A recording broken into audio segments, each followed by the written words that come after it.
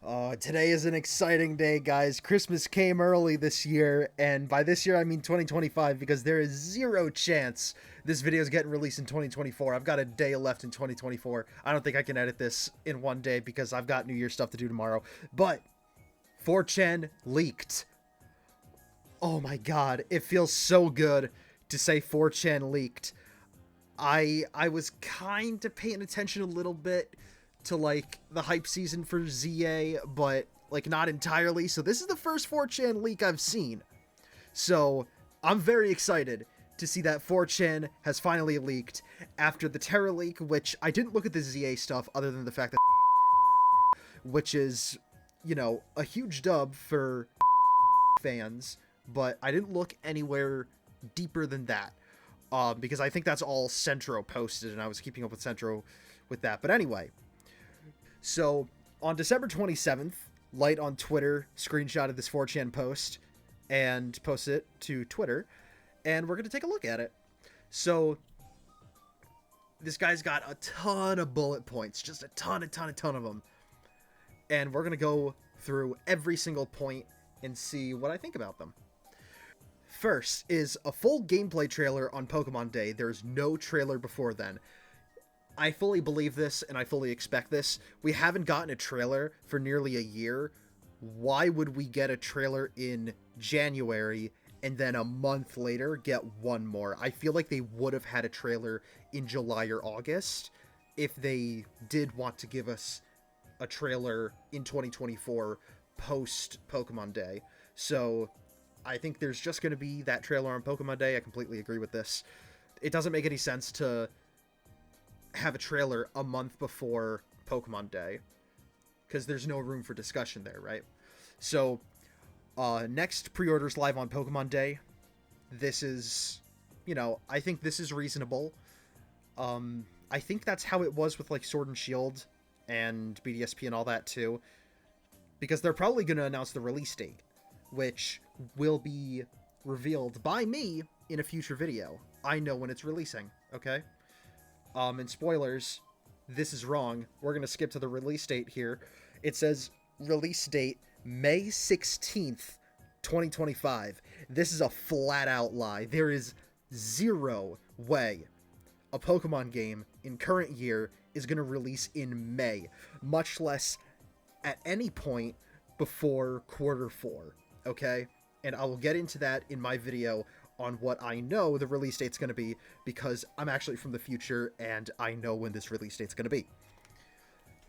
So, going back a little in this list, pre-order bonuses from Nintendo Shop, 50 Pokeballs, 50 Potions, pre-order outfit with expanded backpack for your character. I mean, that would be nice. It sounds, you know, the 50 Pokeballs, 50 Potions in pre-order outfit.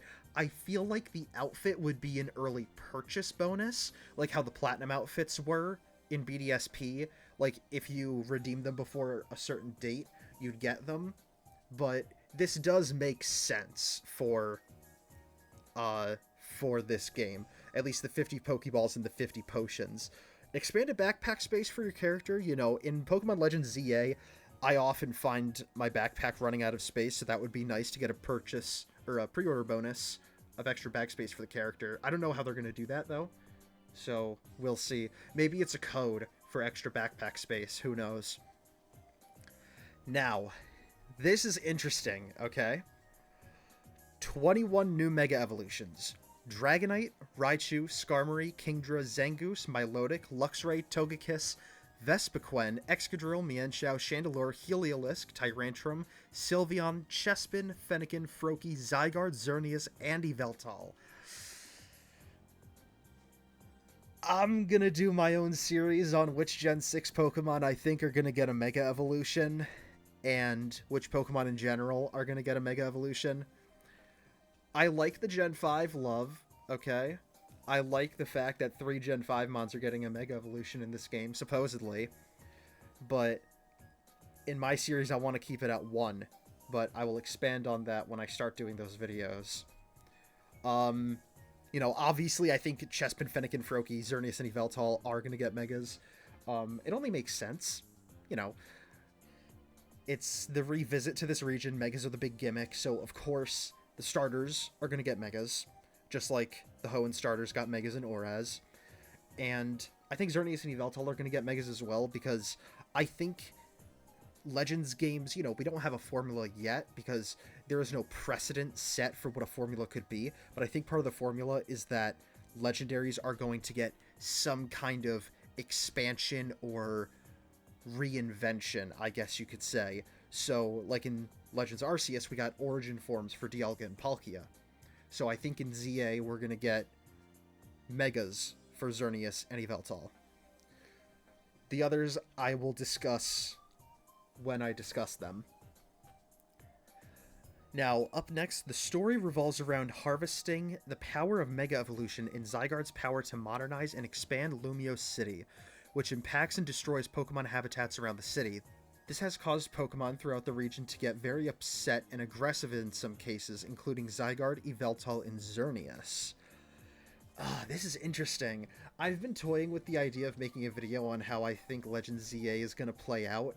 I think I have to flesh out a little more of the details, but I think, you know, part of the story is going to involve collecting Zygarde cells. I think we're going to collect 50. I mean, spoilers for that video if it does ever come out on how I think Legends ZA is going to play out. How I think it's going to play out is we are going to be collecting the Zygarde cells, like how we collected the plates in Legends Arceus. There'll be, like, a story thing. And then the main villain of the game is going to have 50 Zygarde cells of their own. And in the climax, they're going to swipe them from us and then have Zygarde under their control, and it's going to be like a Volo battle.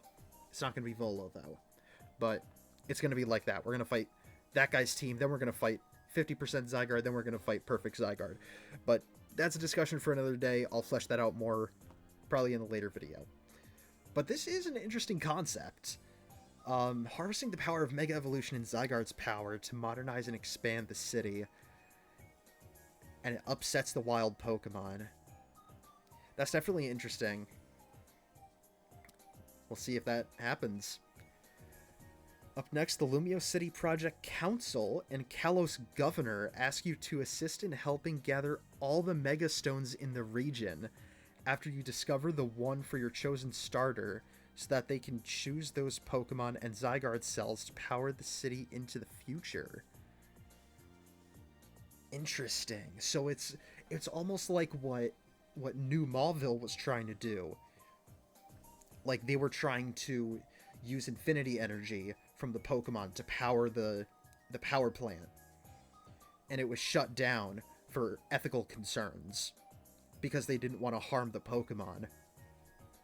And it seems like that's what they're doing here. That's interesting. I would have thought that, like, you'd just be collecting the Zygarde cells, not the Mega Evolution. The Kalos Governor. Interesting.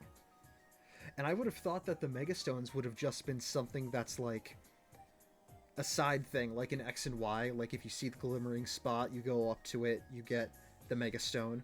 I thought that's how it would have gone. But yeah, that's a real interesting premise.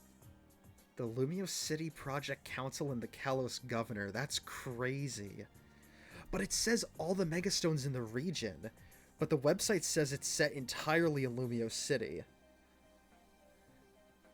So I wonder if there's going to be short sections where you can only go to a specific part of the region. Like, you're not going to be able to go to all the cities, but it's going to be more like Legends Arceus, except Lumiose City is more centralized. Like, you can't go back to the routes once you go there, or something like that. Up next, Professor Sycamore is opposed to this idea, as there is still a lot unknown about the true power of Mega Evolution and the true power of Zygarde. This makes sense, and it makes sense with my X and Y Part 2 idea that I proposed in the last video. You guys should go see that. Basically, what I said is that I think Pokemon X and Y are going to take place 50 years into the future. And I think Sycamore is like 30-something, so it wouldn't be unrealistic for him to be alive in 50 years. But obviously he'd be, like, very old. He'd be like Professor Magnolia, maybe just starting to pass the torch on. That would be interesting. You know, this... I'm starting to like this now, because it's given some validation to my X and Y 50 years later theory. And he would be opposed to that. Diantha's a main character and part of the Project Council. Ooh. So Diantha's gonna have a bigger role in this game than she did in X and Y. That's interesting. I love Diantha, so I love seeing her have a big role. You know what? I'm convinced. I want this game to happen now. I want this to be the story of the game.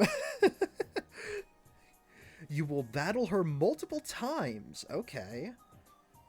Interesting. So is Diantha gonna be like a Volo figure, maybe? No. No, she's not gonna be a Volo figure. Why did I say that? No. She's a good guy. She's not gonna be a Volo figure. I was thinking, like, you know, Volo, I think, is the only recurring character besides your, quote, rival in Legends Arceus, who you fight multiple times. But she's not going to be an evil person. She might be an antagonist, but I don't think she's going to be evil. I think she's going to, like, be able to be convinced later on into the game. And maybe oppose the council as well. Maybe when you collect all 50 Zygarde cells and the real villain swipes them. Maybe the real villain is like the head of the council or the governor or something. That would be sick. Clement is also a main character, but he is assisting Professor Sycamore. That makes sense. At first you side with the Project Council until you start seeing the effects of the expansion moving into Pokemon habitats. Oh, dude. A game where, like, you actually kind of play as the bad guy? Oh, man. Hold on. This takes working for Team Galactic in Legends Arceus to a whole new level. It's not even like they've got a similar name and logo, so it's like, oh, this is like Proto Team Galactic. No, this is literally like you see the effects of your work and you're like, oh my god, I'm the bad guy. Oh, that's sick. That's so cool. Alright, we're almost done with this. Around 140 to 150 total side quests to complete throughout the game. I don't know how many there are in Legends Arceus, but that sounds about right. Lots of character customization options. We love to see that. X and Y was the game with all the character customization options. I think it was the game with the most character customization. Aside from maybe Sun and Moon. I don't know. But X and Y had a ton of customization options, so it doesn't surprise me that this game would have character customization as well. And, you know, expanded character customization from what we've seen on the Switch, which has been increasingly limited. Which, you know, we've seen come to a head in Scarlet and Violet. Oh my god, the character customization, at least the outfits, are terrible in Scarlet and Violet. I can't wait to have more customization options. Inside Lumiose, you can explore buildings, sewers, and park areas. It is not entirely open world. Yes! Okay, this guy is convincing me more and more as this goes on that I want this game to happen. I want so bad for this game to not be entirely open world. I want open areas. I don't want an entirely open world. I think Legends Arceus is perfect Pokemon world design if they want to go for a more open concept game, right? I think Scarlet and Violet, they stepped a little too close to the sun. And I think they realized that, because that game has, you know, it doesn't look the best in a lot of places. It has a lot of performance issues, and I think the dev team realized that, and I think they're dialing it back again to what Legends Arceus was. So basically in Legends Arceus, the entire world wasn't rendered in at once like it was in Scarlet and Violet. You had Jubilife Village, and then once you exited the village and entered, like, say, the Coronet Highlands, that would be the only area that's loaded into the game. So it's a bit better optimized that way. Like, the game basically has a bunch of loading zones, kind of like how in Gen 5 and 6, and 4 actually, how you have all those gates that go to the different routes. Those kind of make it so that the game can load in the next area without, like, overloading the game. So I'm glad that it's not going to be entirely open world, but I hope it's like how Legends Arceus was, where it has a lot of open areas. but they're just loading zones instead of one big world like Scarlet and Violet was. All the areas on the outskirts of Lumiose are open world. Okay, so it seems like the inside of Lumiose is how it was in X and Y, where you might have a free roaming camera this time, but it's going to be a bunch of loading zones. Like the North Boulevard, when you cross into the South Boulevard, it's going to like make that door sound effect, and screen's going to go black, and then it loads the South Boulevard. I'm fine with that. And then once you go out of it, once you go to the open areas, those are going to be like the Obsidian Fieldlands in Legends Arceus. Those are going to be the big, sprawling open areas. I'm excited for that. There will be NPC battles throughout the game. Yep, that... actually, there were NPC battles throughout Legends Arceus, but I feel like they were a little lacking. I'd like to see more NPC battles, but this does make sense if this is a future Kalos, that there'd be more NPC battles, because not many people in Legends Arceus were willing to have Pokemon on their side because they were still afraid of them, but now they're not, because this is the future. So I'm glad we're going to see hopefully a normal amount of trainer battles. Abilities are in the game, thank goodness. I mean, a lot of Mega Pokemon, their whole gimmick is that their ability changes, you know? Like, Mega Charizard X wouldn't be Mega Charizard X without Tough Claws. Mega Kangaskhan especially wouldn't be Mega Kangaskhan without Parental Bond. Mega Heracross wouldn't be Mega Heracross without Skill Link, you know what I mean? So it makes sense that abilities are in the game, and I'm glad they are in the game, so that the Megas don't feel underwhelming. Breeding is not in the game. I'm not surprised. Nor am I disappointed, honestly, because Legends Arceus had a small enough dex where, you know, it didn't feel like you had to breed and, like, trade with people in order to complete it. You could realistically complete the dex in that one game. So, I'm totally fine with breeding not being in the game.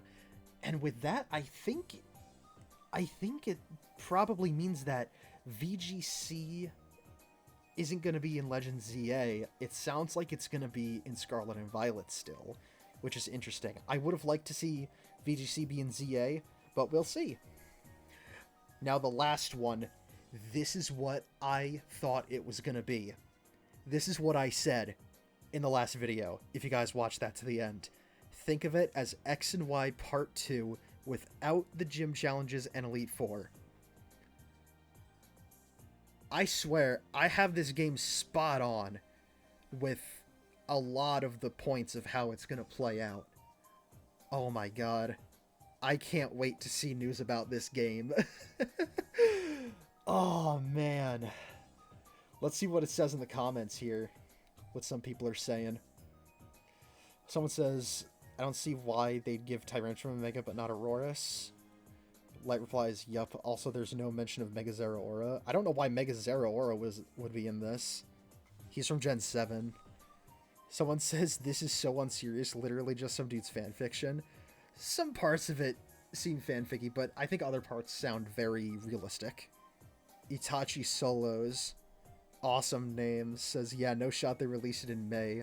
That makes no sense from a marketing / sales standpoint, unless it's a Switch 2 launch title. And that's when the Switch 2 comes out. That's the only way it makes sense.